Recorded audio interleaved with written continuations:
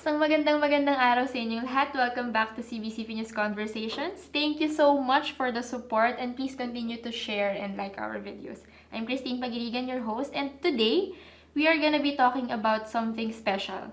Yung kaligayahan ng ating Panginoon. And malalaman natin later on through our guest, very special guest, kung paano nga ba natin nakakamit yun. So, sinabi ko na yung topic natin actually, ligaya ng Panginoon. Let's all welcome Attorney Bobby Quitain. He is a lay missionary of the Ligaya ng Panginoon. So, he will be talking about paano nga ba natin mabubuo or makakamit, paano nga ba natin napapasaya ang Panginoon sa pagtutulong-tulong natin. And he is also a lawyer. So, first question naman natin to get it started, bigyan nyo naman kami ng tips, sir. How do you balance ang pagiging isang lawyer and being a lay missionary? So, hello to our viewers po muna. Yes, hello po sa inyo. It's my joy to be here with you, Christine. It's always a question asked of me, no? In fact, hindi pa sa schedule ang pinag-uusapan. Ang pinag-uusapan pa lang is identity. Yes, is it really possible to be a lawyer at the same time a missionary, yes. di ba? But it's okay if people are confused kasi even actually my family is confused. Yes, hanggang nagtatanong pa rin. My daughter, when she was 5 years old, she said, "Papang, I want to be a lawyer." I said, "Why?" Because I want to give retreats, recollections. Even my daughter is confused. But I guess in my case, I always came from I came from a family of lawyers. Okay. And ever since that has been my track. I really wanted to become a lawyer. Upbringing na pala talaga po, yes. But somewhere along the way, many things happened in my life. I got into several vices. Hindi ko nakikwento lahat yan kasi mahabang kwento yan. But and then that's when I encountered God in a youth retreat that changed my life. So kaya ako naging malapit sa Panginoon and I started serving the Lord.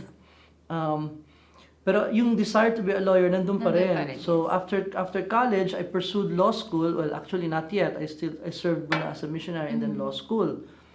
So I passed the bar and then eventually I became a lawyer. Thank you. And eventually a lay missionary part-time. No? I was a full-time lawyer with the Office of the Ombudsman. Attorney brother. Oo, kaya tama, attorney brother.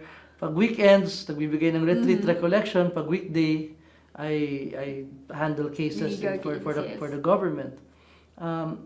Kumbaga ang mindset ko kasi doon, I want to serve the Lord and serve the country. Yes. So it was a great life until in 2008 when I heard the Lord call me to become a full-time missionary. So I have to leave my job and serve Him more full-time. Hindi naman completely full-time because I still have a part-time work on the side, but it's almost full-time kasi kung dati 90, parang 80-20 more on legal work, now it's 80-20 more on mission work. Yes. So, your question is how do I balance it? Grasya lang talaga ng Panginoon and a lot of planning with my family kasi prioritizing pati po ano. Correct. Kasi minsan sabi nga ng misis ko, huwag mo lang kalilimutan may asawa at mga anak ka. First and foremost, uwi ka ng bahay. But the beautiful thing is that my wife is also a missionary. Oh, hello po. She serves, she teaches in the school where my kids are studying. We have a school kasi Ligaya ng Panginoon sa school for our community has a school for open to all actually, but my kids do nag-aaral and my wife is the religion teacher there. So we're practically a missionary family. So if people ask me how do I do it, it's really with the grace of God and with a lot of support from my family, including my children, who understand that their father is not gonna be a rich lawyer. But it's very touching po to hear na merong missionary family, because it's really needed. So, you're a full-time missionary in Ligaya ng Panginoon. Yes. So, what is Ligaya ng Panginoon ko, Sir Bobby? Ligaya ng Panginoon is, if I'm not mistaken, the oldest, if not one of the oldest Catholic charismatic communities in the Philippines. We started in 1975. So, yun yung kasagsagan ng nagsimula yung charismatic renewal all over the world. Sa Philippines, one of the earliest groups was Ligaya. Ligaya ng Panginoon. So, simula nung nag-start yung Ligaya, ang mission talaga ng Ligaya is evangelization and building Christian communities. Okay. So, its mission is to win people bring people into a personal Community, relationship okay. with Jesus. And ever since, our mission has always been to put up support groups. Kasi ang challenge kasi is, if you, for example, you give a very nice retreat and people are so on fire and they love the Lord. Na-refresh talaga, Oo. na-renew. Correct. Pero pag walang support, Yes, nag-die down yung passion, yung Exactly. fire burning. so that's what we're trying to do. We want to evangelize, but at the same time, Maintain, help yes. them sustain what they receive from the Lord. So we build parang support groups, Okay. Christian communities ang tawag natin dyan. And one of the earliest groups that we put up was Couples for Christ. Nakikita naman natin ngayon kung gaano nag-work, no? So, malaking factor po pala ang ligaya ng Panginoon sa pagbuo ng mga malalaking organization like Couples for Christ. How did you guide them towards the right path? In so many ways, but I think the first way talaga is to help people grow in their personal relationship with Jesus. Kasi it's easy to run organizations. Opo, totoo yan. What's difficult is to form people into the image of Christ, which is what we want. We cannot just have leaders; we want to have servant leaders. Yes. So it's character formation that we're trying to do for the groups. No, so. Many of those who started these big groups were members of Ligaya and were formed in Ligaya and were molded in Ligaya. So when they go out there and they start putting up these groups, Organizations. yung DNA ng Ligaya na ipapass on Dala-dala nila. talaga nila, Correct. yes. So that to us is what we're trying to do. No? We're trying to pass on a way of life that these people can also have. Gusto ko yung we have to pass on a way of life. Because nowadays, medyo madali pong maligaw, no, ng landas kung ano ba talaga yung tamang way. So, what are some of the other organizations na kilala natin na natutulungan nyo ngayon or right now, tinutulungan nyo? One of the bigger groups that we put up was yung Brotherhood of Christian Businessmen and Professionals. They're the ones evangelizing the marketplace. Nice. Sa corporate naman Yes. sila. Sa lahat po talaga ng aspects of life talaga oo. kailangan. Ano? And then we have Familia Community. Ang goal naman nila is to evangelize families. And then we have for single young professionals called Lingkod ng Panginoon. And then we have for students Christ Youth in Action. Nice. So Kumpleto po, youth, family, sa business. And then the latest one is this group that I'm leading right now. It's called Pathways. It's a prayer meeting group that meets once a week. And we put up different prayer meeting sites all over Metro Manila. So right now we have 12. Nice. So ano siya, it's open to all naman ito. Ito yung parang, kung lahat yun may mga segmentized, this one is open to all. Yes. All kinds of people can come, people can stay. So, Parang pwede nga siyang entry level kung saan mo hahanapin yung sarili mo Yes, afterwards. correct. That's very nice. So, if you form these communities and nakakatulong tayo sa ibang tao, who are the people behind Ligaya ng Panginoon? Parang back end kasi siya ng building communities. And ang talagang nasa spotlight or parang talagang nag-i-immerse sa tao would be the organizations you put up. Who are the members of Ligaya ng Panginoon? Well, our founder is a Jesuit by the name of Father Herb Schneider. So in 1975, he experienced the outpouring of the Holy Spirit in a Life in the Spirit seminar. So dinala niya sa Philippines. Nice. And then everyone else came on board, mga lay people na yung karamihan. Actually, siya lang unang yung... batch. Marami na rin kaming pare na na-produce from our ranks, like Father Dave Concepcion, and then other priests now who are actively serving the church. But mostly are lay people. Vic Gutierrez would be one of those. So, yeah. And then, right now kasi Ligaya is not led by just one person. We are led by a council of Hundreds parang of elders people. na tinatawag. Tapos Council of every coordinators. region, kalat. Actually, they are overseeing several regions. Okay. Yes. Oo. Makikita natin sa lahat talaga ng pangailangan. Somehow, sana ma-meet natin. And ang laki nun. Nakaka-overwhelm po yung ganong call to meet the needs of people. Kasi ang challenge dito, Christine, is yung nga with the kind of culture that we have today, Yes. kailangan merong isang parang place of refuge sa mga tao where they can actually live out the gospel values. The parishes, they do that, but we also want to put up some kind of parang what we call bulwarks or parang mga groups where people can come in and they can experience support from Comfort, people. yes. Ayan. Parang sanctuary nila to, refuge. Yeah, oo. So, Sir Bobby, speaking of these kinds of refuge, na madami na tayo na itayo eh, no? Nakikita natin since 1975. 1975. Ang tagal na niya. And throughout the year, there are so many groups na na-establish talaga natin. So, how do you gather them together? Kasi in this time na overwhelming nga, sabi niyo, sir, yung culture, it's important na mag-call back then to kamustahin yung communities, and especially pag merong call, kunyari rallies or campaigns, how do you call them together? We have several ways of calling them together, but one of the most major ways, the last, 6 years, is itong tinatawag namin Catch Fire Rally. Okay. The Catch Fire Rally is a once-a-year gathering of all our, parang tinatawag ng mga partner communities. We gather in one place and we just receive inspiration, parang common rallying cry of what we want to do for society, how we can further our mission. Parang goal setting kung kamusta yung sitwasyon niyan. Yes. Although this is really more of a parang rah-rah-rah type of a rally, no? So it's inspirational, ganyan. So we did that in 2011 in Ultra, and then every year until 2014 sa Araneta Coliseum. And then we moved to Davao. Sorry. Okay, Davao. Yeah. Manila 2011 to 2014, and then Davao in 2015. Davao and Cebu in 2016.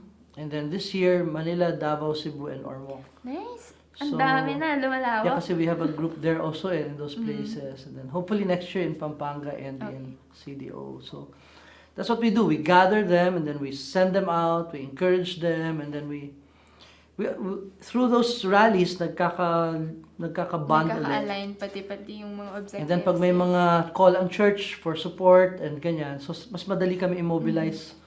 So in fact, that's one of the things that we want to do to be able to serve the larger church. So we see how important, no, and how powerful these communities can be, especially right now. And yung nga po nakita natin na we have to realign every now and then. Kasi we only have one goal. We only have one way. Na talaga naman kailangan lagi tayong napapaalalahanan. So, for the people right now, hindi lang basta sa youth sa lahat ng tao, why would it be important for our viewers to have a community themselves?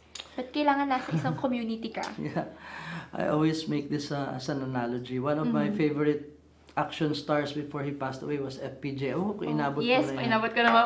Kasi isang daang kalaban, patay lahat sa kanya. Wow. Isa lang. How I wish life was like that. Yes. You just have one, you're just one, and you have so many temptations, so many challenges, and kayang-kaya mo lahat.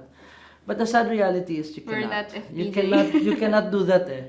You need to have a support. You need to have brothers and sisters who share the same faith and who have experienced the same God and support you in your walk with Him. So that's the reason why we put up these communities, because we feel that the enemy is strong out there.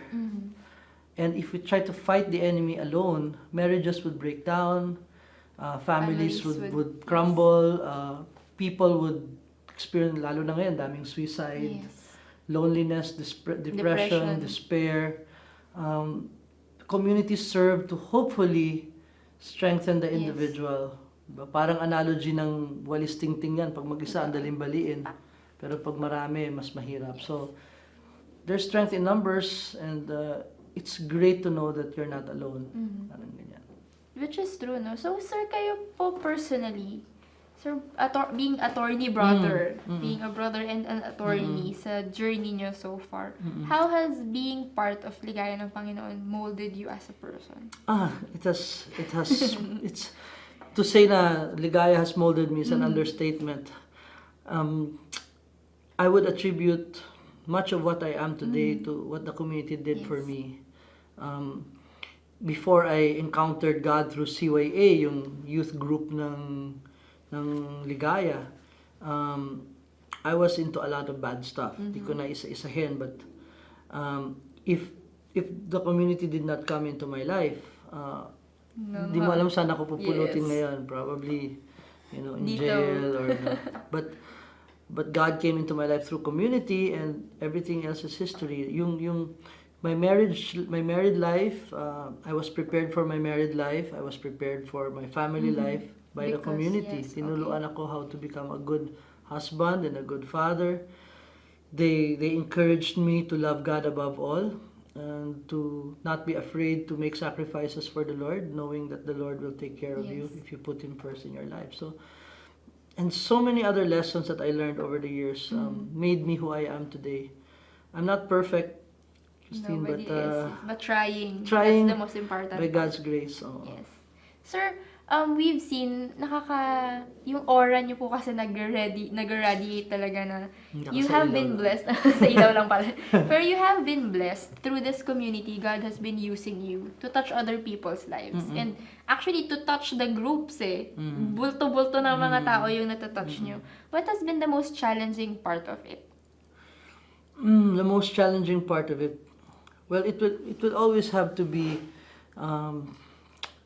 keeping the fire Burning, yes. burning until the end, because this is not a dash, this is a marathon. Yes. So patagalan to So Totoo po yun. you know, we see a lot of people na on fire, pero at a certain point nagfi-fizzle yung fire, Yes. na nawawala. Sa akin, it's always that desire that desire to keep on loving the Lord the way I loved Him before when I was a young man.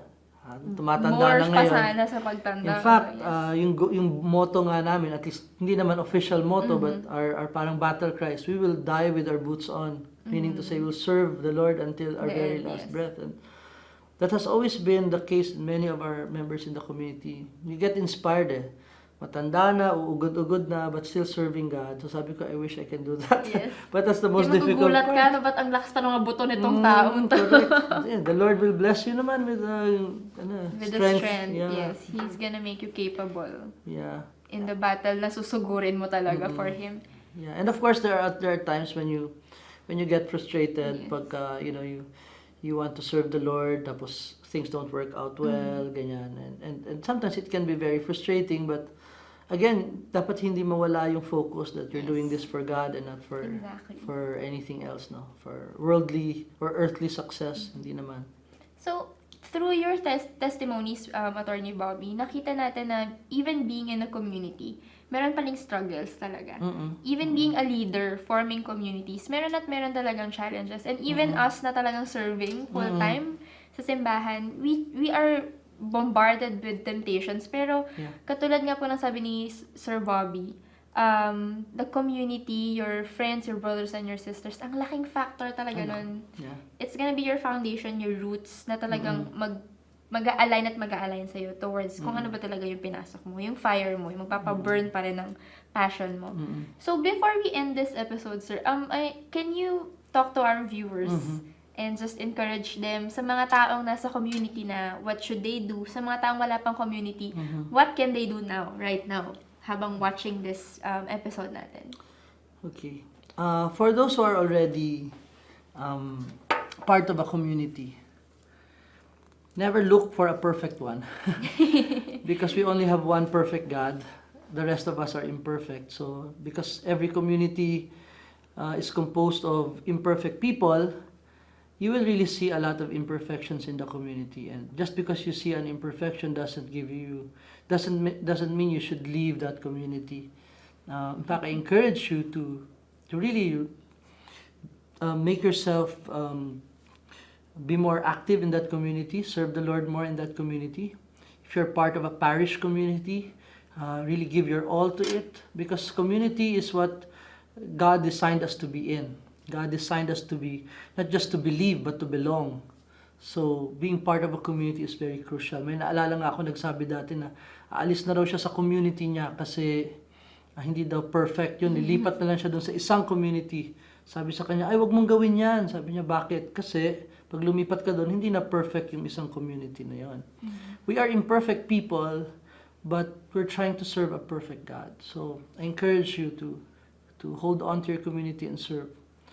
And for those who are not yet part of any community, I'd like to encourage you to give it a try, because you cannot, as I said a while ago, you cannot face life alone.